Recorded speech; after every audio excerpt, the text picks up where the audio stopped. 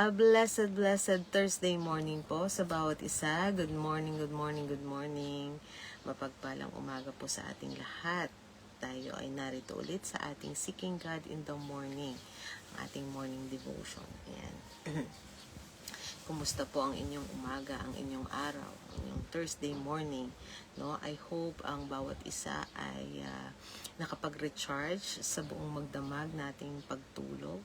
At sana sa ating umaga na ito, no, ay puno tayo ng inspirasyon mula sa ating Panginoong Diyos.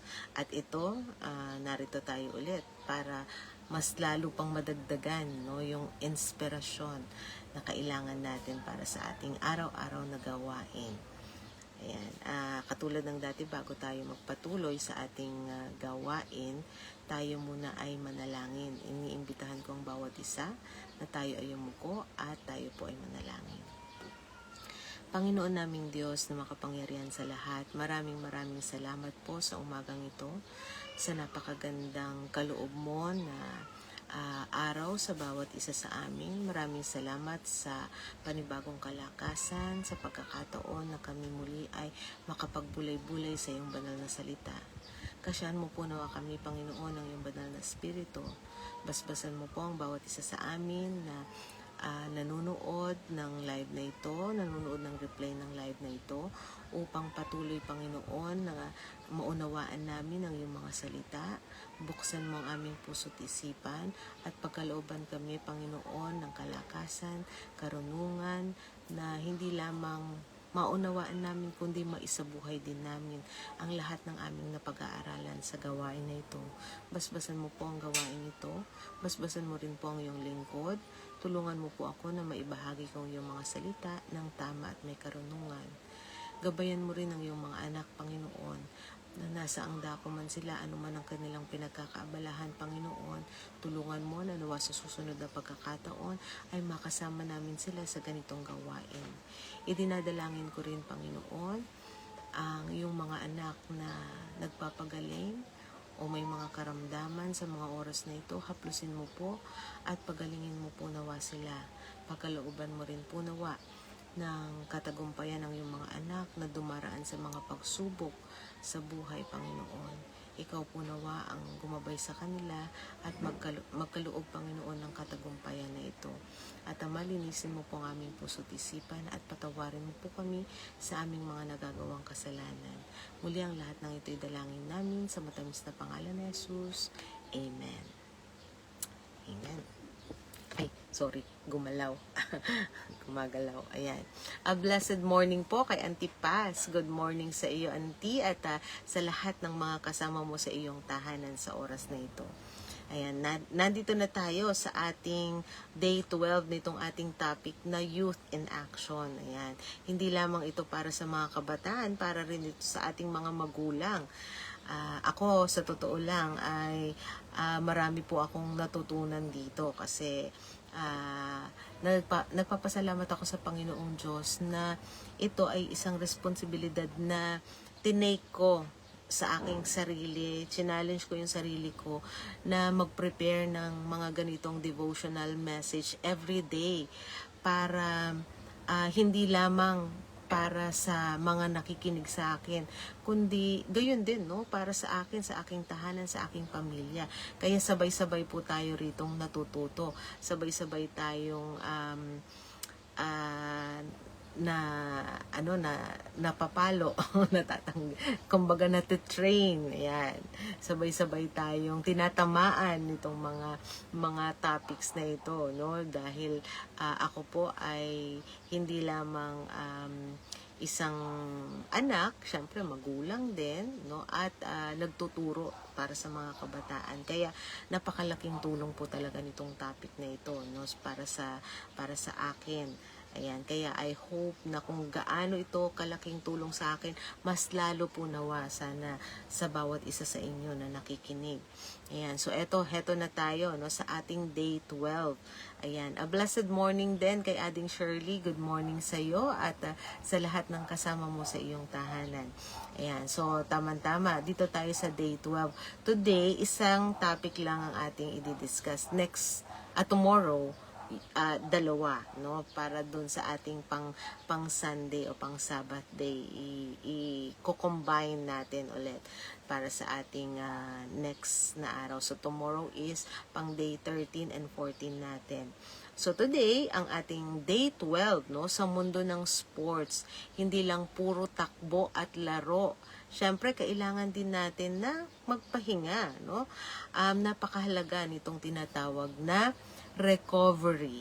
Yan. Ang isang player na hindi marunong magpahinga ay madaling ma-burn out o ma-injury. Yan. Kaya sa basketball po, kailangan na meron talagang recovery time na tinatawag. Kaya papansinin ninyo kung nanonood kayo ng basketball, hindi lahat ng mga player ay nandoon sa game, no? Nandoon sa laro. Merong mga nasa bench. Ito yung mga nagpapahinga. And then pagkakailangang napapansin na ng ng coach na merong isa diyan na pagod na. Tawagin natin at palitan mo muna, ayan, ganyan. So, may pagpapahinga, no? Nagpapahinga yung mga player. So, dito sa ating youth in action, ngayon, titignan din natin kung paano magkakaroon ng Sabbath atmosphere, ayan, o yung pagpapahinga, no, sa ating home court, sa ating tahanan. So, dito sa ating day 12 na ang title is Recovery and Rest. Ayan. Sa ating week 2, the home court, ang ating recovery and rest scripture na pagbabatayan ay matatagpuan natin sa Aklat ng Mateo, Kapitulo 11, versikulo 28. Okay. Ito po ang sinasabi. Okay, wait lang. Ayan. Lagi akong ayun, sumobra yung, ayan, okay, ulitin ko. Mateo 11:28, ang sabi rito, pumarito kayo sa akin, kayong lahat na napapagal at nabibigatan sa inyong pasanin, at kayo'y pagpapahingahin ko. Amen. Napakabuti ng ating Panginoong Diyos. Alam niya, no, na kung tayo ay nabibigatan, ready siya na pasanin yung anumang kabigatan sa ating buhay. Ano po ba yung mga kabigatan ngayon sa ating buhay? Ipagkatiwala natin ito sa ating Panginoong Diyos. Sabi niya, pumarito kayo. Lumapit tayo sa Kanya. Ilapit natin sa Kanya. Sabi niya, pumarito kayo lahat na napapagal at nabibigatan sa inyong pasanin, at kayo'y pagpapahingahin ko. Amen. Amen. Basbasa nawa ng Panginoong Diyos ang pagkabasa ng banal na kasulatan. Ayan. So dito sa ating topic ngayong day 12, no, na recovery, meron tayong message dito na ang title ay Recharge and Rearrange. Bakit kailangan natin mag-recharge? Parang battery na nalolobat din tayo. Ayan, kaya kailangan din natin nagre-recharge tayo and nagre-rearrange, no? Nag-aayos, no? Alam nyo, ako minsan pagka gusto kong tanggal yung stress ko, nag-iikot ako dito sa bahay. Alam mo, iniikot ko yung buong bahay namin. Nire-rearrange ko siya kasi parang pagka halimbawa iba yung itsura, na bago yung itsura, parang feeling ko nare-refresh ako. Ayan. So, yun yung sa akin lang yun, no. Ewan ko sa iba.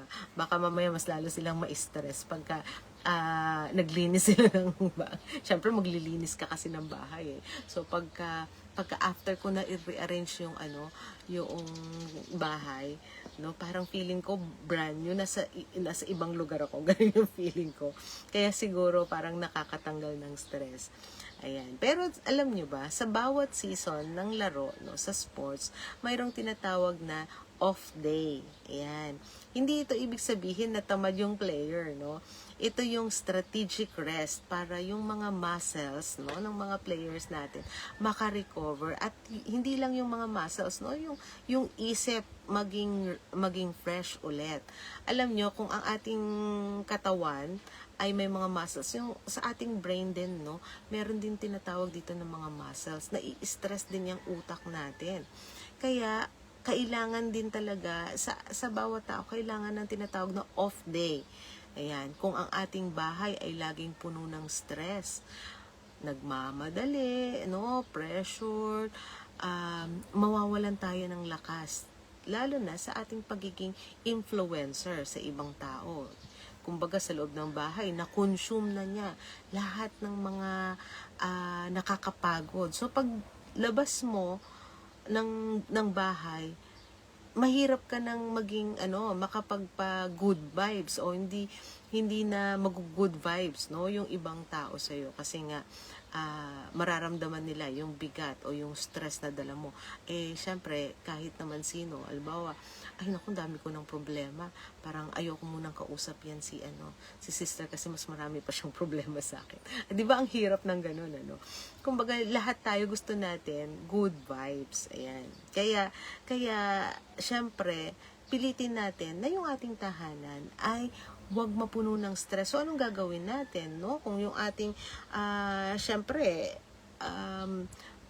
lahat naman ng tao nagkakaroon ng problem. So, papaano, no? Papaano ang ating gagawin? Ang ating tahanan dapat ang maging isang recovery center natin. Ito dapat yung lugar kung saan yung mga kabataan, yung ating mga anak, ay pwedeng magpakatotoo, maging relax, mapuno ng lakas mula sa ating Panginoong Diyos. So, paano natin gagawin yung ganung way, no? Una, para sa mga youth, eto. Minsan, feeling mo, kailangan mong,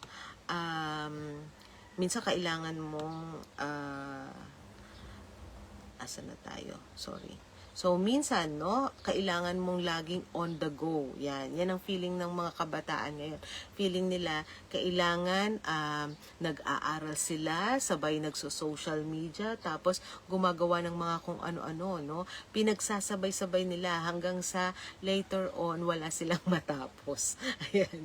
Ganun yung mga kabataan na napapansin ko ngayon. Kaya nga, ang aking anak, minsan ino-observe ko yan, kung papaano. Ay, naku anak, tapusin mo muna to, tapos mamaya mo, ibaba mo muna ang cellphone, tapos tapusin mo muna to. Yan, ganyan ako kadalasan dito sa bahay. Kasi nga, minsan pagka hawak yung cellphone, yung saglit lang na gagawin, tumatagal yan, humahaba yan. Kaya, ayun, so binabantayan ko yung aking anak pagdating sa ganyang paraan. Kaya hindi lang naman yan sa aking anak, napapansin ko rin yan sa halos lahat ng mga kabataan. Minsan nagre-review pero katabi yung cellphone, hindi makapag-review kasi andoon minsan yung reviewer nila nasa cellphone, kaso biglang may magchat-chat. Ayan, na-distract na. Kaya napakalaki ng distraction, di katulad nung panahon namin. No, wala pang mga ganyan, no? Wala pang social media, wala pang cellphone. Kaya pagka nag-review ka, kukunin mo yung notebook mo, yung libro mo, pupunta ka sa isang sulok, magbabasa ka. So, ang only distraction lang noon ay TV. Pagka may nagbukas ng TV o kaya radyo, ayan. Pero, kumbaga ay, pwede ka namang pumunta, no, sa ibang lugar o pwede mo i-off yung TV o yung radyo. Ayan.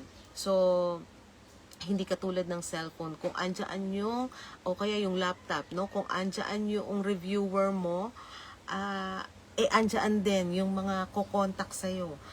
Andyan din yung mga social media. So, ang bilis talagang ma-distract. Ayan. So, anong gagawin natin? Ayan. Kung dito sa ating youth in action, nangangailangan din, no, ng tinatawag na action of resting. So, tulad sa ating mga anak, no, lalo na katulad sa aking anak na si Christine, mabigat yung paghahanda na kailangan niyang gawin kasi dito sa darating na pasukan, sabi ko nga sa kanya, ibang level na to anak, hindi na ako pwedeng kumbaga hindi ka na pwedeng yung nakamonitor o kailangan mag-isa ka na dyan, sariling kayod na yan. Na ako rito, kumbaga ay off limits na ako kasi nga ibig ko sabihin ipapaubaya ko na sa iyo lahat. Ayan. So, kailangan yung matinding paghahanda dyan sa darating na pasukan. So, kailangan niyang matutunan yung tamang pagtulog, at saka yung pagbibigay ng oras sa Panginoong Diyos. Dapat hindi niya isipin na itong mga bagay na ito ay sayang sa oras. Dapat hindi, no? Dapat mas lalo niyang isipin na ito yung mga mahalagang kailangan niya ngayon sa kanyang sarili. Yung maayos na tulog, at prayer time. Yan. So, ito yung kanyang kailangan. Hindi ito hadlang, kundi ito yung paghahanda para sa susunod na match niya o laban niya, no, sa kanyang karera. Yan. Sa kanyang buhay. So, ngayon, para naman sa mga magulang, ayan, ito isang bagay na natutunan ko rito. Tayo ang nagsiset ng atmosphere sa bahay. Kung tayo ang laging stress at mainit ang ulo, mahihirapan ang ating mga players o ang ating mga anak na mag-recover. Kasi tayo yung mga magulang na nagsiset nitong atmosphere na ito sa ating tahanan. So, kailangan nating pilitin, no, na gawing safe haven ang ating tahanan. Isang lugar kung saan pwedeng huminga ng malalim yung ating mga anak mula sa mga pressures, sa schools, no, at saka yung mga expectations sa mundo. Sa totoo lang, itong bagay din na ito ay dito natututo din ako. Kasi sa totoo lang, stressful person din ako. Ayan. So, kaya dito nung binabasa ko ito, isa ako sa mga tinatamaan nito, no? Sabi dito, let's provide a Sabbath rest atmosphere where God's peace is felt. Ayan, so kailangan tayong mga magulang, tayo ang magsaset ng magandang atmosphere sa ating tahanan. Pero syempre, paano mo naman isaset yon kung ang dami mong bayarin, kung ang dami mong kailangang tapusing trabaho, kung naguguluhan ka sa paligid. So, ano kailangan nating gawin ng mga magulang? Kailangan nating i-organize din yung ating sarili para magawa rin natin ito, makapag-set din tayo ng tamang atmosphere.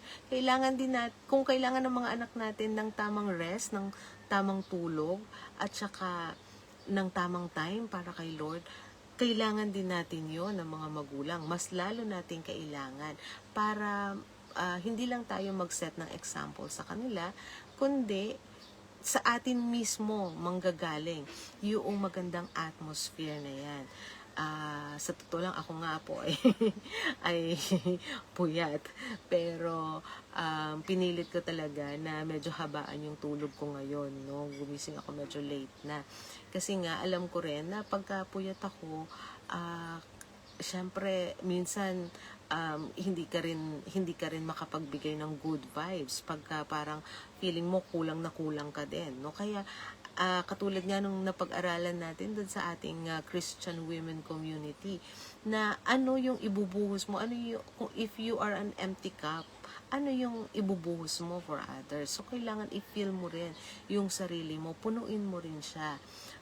Punuin mo ng pahinga, punuin mo ng kalakasan, punuin mo lalo't higit ng salita ng ating Panginoong Diyos. So, let us provide, no, a Sabbath rest atmosphere where God's peace is felt. Ang ating player, no, na marunong mag-recharge kay Lord, ay ang player na hindi nauubusan ng apoy para sa kanyang layunin. Kaya yan, tandaan natin sa ating mga magulang, napakahalaga nito na gawin natin. Ngayon dito sa ating in-action challenge, ayan, katulad ng nakasanayan natin dito sa ating morning devotion, lagi tayong merong in-action challenge. Ayan, para sa ating mga youth, ito ang ating in-action challenge. Ngayong araw na ito, mag-set ka ng rest protocol. Or ngayong gabi, kung hindi ngayong araw na to, kasi siguro ngayong umaga marami ka ng responsibilidad. Although it's summer, no, yung iba sa inyo wala nang pasok, still marami kayong mga activities in the morning. So sa gabi, no, mag-set tayo ng rest protocol. Isara ang lahat ng gadget 30 minutes bago matulog.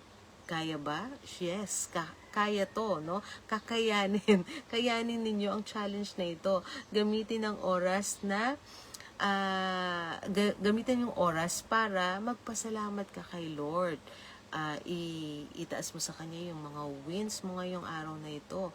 Ibigay mo sa Kanya yung mga pagod mo. Ayan. So, napakahalaga na i-set natin, no, yung right schedule na para sa ating Panginoong Diyos, right schedule sa pakikipag-usap sa Kanya, and right schedule para sa ating rest. Ayan. Para naman sa mga magulang, mag-initiate ng isang chill time sa bahay. Ayan, paano kaya? Ako nag-iisip din ako, ano kaya yung chill time namin? Na maaaring sabay-sabay tayong manood ng paboritong movie. Ayan, nako, magkakaiba kasi kami ng gustong palabas. Pero, pwede, ano? Makinig ng Christian songs, pwede yan, no? Magkantahan siguro, yan. Or magmeryenda ng walang pinag-uusapang problema o school work. Okay, isang bagay to. Sa tingin ko, lahat kami nagkakasundo dito sa loob ng tahanan, yung kumain. Kaya magandang bagay yan, no? Nung kahapon, bumili ako ulit nitong pizza bread, no? At yung ginamit natin doon sa Christian Women Community, yung bread na yun, kasi medyo mura lang siya sa mall. Tapos meron din binili si Tin na na mozzarella cheese na may cheddar na medyo mura lang din naman. Kaya eto yung medyo naging gusto naming banding to eh. Gagawa kami ng pizza namin. So, simple lang, no? Bud siya.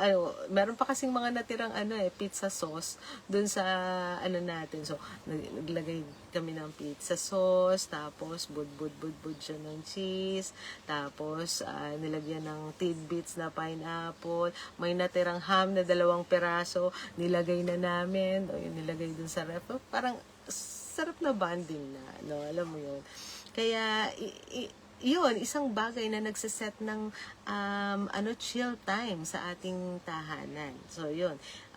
Sa amin, nag-enjoy kami pagka nag-experiment kami ng mga bagong recipes. Ayan, isa yan sa banding namin ng aking anak. So, sa inyo, no? So, ano yung pwede ninyong gawin, no?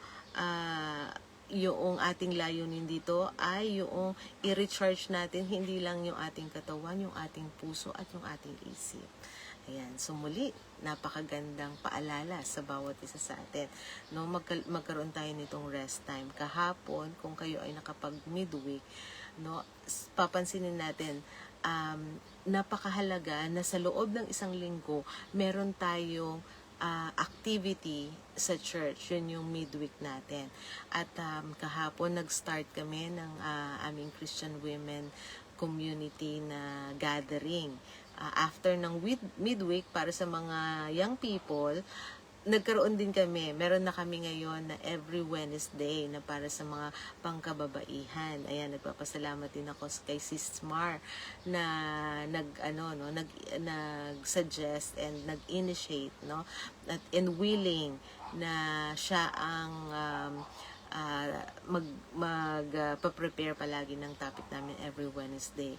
Ayan. So yun, isang bagay yun, no? Na nare-recharge kami, napapalakas kami, and I hope sa ibang mga congregation din, gawin din ninyo yan. Every week, no? Once a week, magkita-kita kayo, magkwentuhan, mag-sharing ng inyong mga experiences, inyong problema, magdalahan, hindi to chismis, no? Kundi yung, alam mo yun, kasi sa atin ng mga nanay, parang ang dating minsan parang chismis, pero ang totoo niyan, nakaka-recharge tayo pagka na-share natin yung problems natin, tapos yung alam natin may talagang sincere na nakikinig and sincere na nag-share din ng kanyang dalahin. Napakaganda, no? It helps us grow At saka tandaan natin, no, para sa mga magulang, ang target natin is gusto natin to grow old gracefully.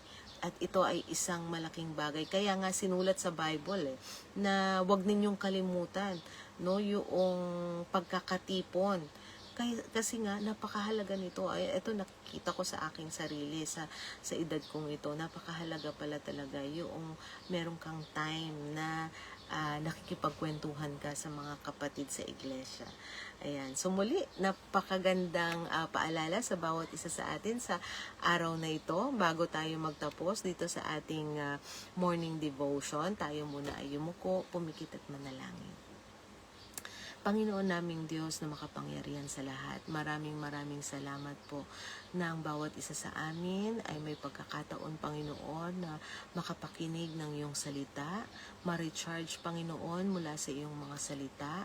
Kami ay magkaroon ng rest sa aming pag-iisip, sa aming puso. Maraming salamat, Panginoon, dahil ikaw ang aming Panginoong Diyos na willing na mag-shoulder ng lahat ng mga kabigatan na bitbit ng bawat isa sa amin. Tulungan mo kami, Panginoon, na sa aming araw-araw na gawain ay patuloy naming maramdaman ang iyong presensya, ang kagaanan, Panginoon, na dahil ikaw ang aming kasama.